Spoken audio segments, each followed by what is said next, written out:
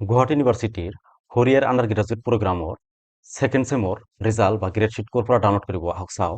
First Google open কৰিব, ইয়াতে search কৰিব GU সামাৰ পৰ্টেল লিখি চাৰ্চ মাৰিব। ফাৰ্ষ্ট ৱেবছাইটত ভিজিট কৰিব guwahati.samar.edu.in। এনেকুৱা ইণ্টাৰফেচ আহিব। ইয়াতে আপোনাৰ ৰেজিষ্ট্ৰেশ্যন নাম্বাৰ আৰু পাছৱৰ্ড, যদি কোনোবাৰ পাছৱৰ্ড মনত নাই তেনেহ'লে ৰিছেটত ক্লিক কৰিব।